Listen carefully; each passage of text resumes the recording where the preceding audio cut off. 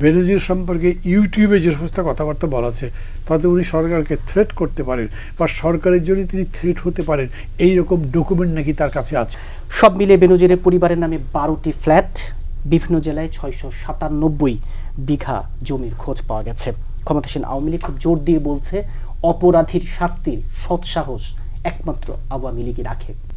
আওয়ামী লীগ কিন্তু ক্রাইসিস ম্যানেজমেন্টে খুব ওস্তাদ।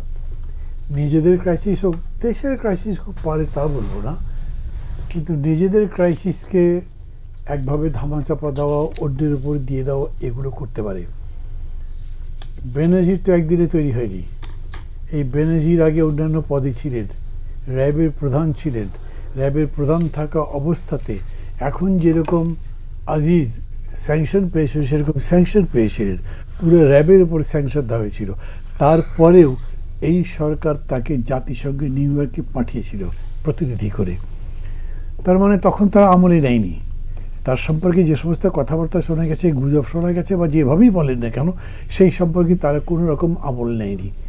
এছাড়া আপনি যে আয়নাঘর সহ বেশ কিছু ডকুমেন্টারি তৈরি হয়েছে, বিকজ মানে এমনি ধরেন যেটা ইউটিউবের অনুষ্ঠান হলো সেটা একটা কথা, আর একটা হচ্ছে যে যেটা ডকুমেন্টারি দেখা গেছে সেই লোকগুলো কথা বলেছে এবং ক্রস ফায়ার ইত্যাদির অভিযোগ, মেলা অভিযোগ হয়েছে তার নামে, এবং এই যে বল প্রয়োগ করে ক্ষমতার অপব্যবহার করে এই সমস্ত অভিযোগও তার নামে অনেক অনেক কিছু হয়েছে। সেই সময় কি করেছে সরকার? এটা নিশ্চয়ই বিরোধী দল অ্যাড্রেস করতে পারবে না, তাকে শাস্তি দিতে পারবে না, শাস্তির আওতায় আনতে পারবে না, সংসদের মধ্যে নিতে কিছুই করতে পারবে না। এটা সবাই জানে যে গত পরপর 3টা যে তথাকথিত সংসদ নির্বাচন হয়েছে, সেই সংসদ নির্বাচন হয়নি, ওটা একভাবে এক পেশি বিষয় হয়েছে। আমি ব্যাখ্যা করতে চাচ্ছি না, সেগুলো সবাই জানে, প্রতিষ্ঠিত বিষয়। এবং এই সমস্ত নির্বাচনে এই ভদ্রলোকের রোল ছিল একদম সুস্পষ্টভাবে সরকারের পক্ষে। উনি ওপেন এরকম কথাবার্তা বলেছিল। পুলিশের বিভিন্ন কর্মকর্তারা এমন এমন বক্তব্য দিয়েছেন যেগুলো মনে হয়েছে আওয়ামী লীগের কোনো রাজনৈতিক নেতা বক্তব্য দিচ্ছেন। সেটা উনি দিতে পারেন না, চাকরিতে থেকে গভর্নমেন্ট সেটা ধরেন নেই। দ্বিতীয়ত তার নামে যতগুলো অভিযোগ আছে সেই অভিযোগগুলো কিছু করেননি। চতুর্থত সবচেয়ে ইম্পর্টেন্ট হচ্ছে যখন একজন নামে অভিযোগ হলো তারপরে সেই অভিযোগ আমলে না নিয়ে তাকে প্রমোশন দিলেন, তার মানে আপনি তাকে প্রমোট করছেন। আমি বলছি তার চাকরি জীবনের কোনো একটা স্টেজ থেকে এসে গভর্নমেন্ট প্রমোট করতে করতে তাকে এত দূর দিয়ে আসছে, এটা গভর্নমেন্টের দায়িত্ব স্বীকার করতে হবে। গভর্নমেন্ট যদি সেই গভর্নমেন্ট আছে বলেই আমি বলছি যে তারা যদি বলে বিচার করবার মতো সৎসাহস আপনাদের আছে, সৎসাহস মানে যদি একটা দেখান যে না আমাদের সাহস আছে, ভয় পাই না, তো বেনজিরকে গভর্নমেন্টের ভয় পাওয়ার তো কোনো কারণ দেখি না আমি। যদিও বেনজির সম্পর্কে ইউটিউবে যে সমস্ত কথাবার্তা বলা আছে তাতে উনি সরকারকে থ্রেট করতে পারেন বা সরকারের জন্য তিনি থ্রেট হতে পারেন, এই রকম ডকুমেন্ট নাকি তার কাছে আছে, এগুলো বলা হয়েছে।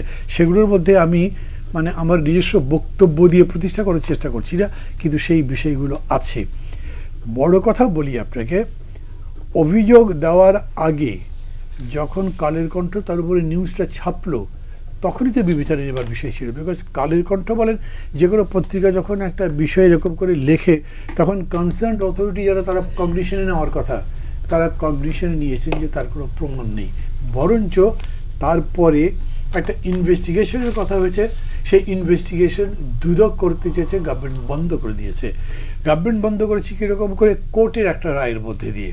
এবং গভর্নমেন্ট মানে কোর্ট যেটা বন্ধ করতে হয়েছে তো ভাবনার অতীত। তারপরে যখন এইটা নিয়ে আরও বেশি নাড়াচাড়া হলো, প্রকাশ্যে আসলো, তখন তাকে গভর্নমেন্ট প্রকারান্তরে নয়, আমি বলবো ডাইরেক্টলি শেল্টার দিয়েছে। কীরকম? ওনার নামে চতুর্দিকে যখন কথাবার্তা হচ্ছে তখন গভর্নমেন্ট কিছু বলে নাই, অ্যাজ ইফ গভর্নমেন্ট কিচ্ছুই জানে না।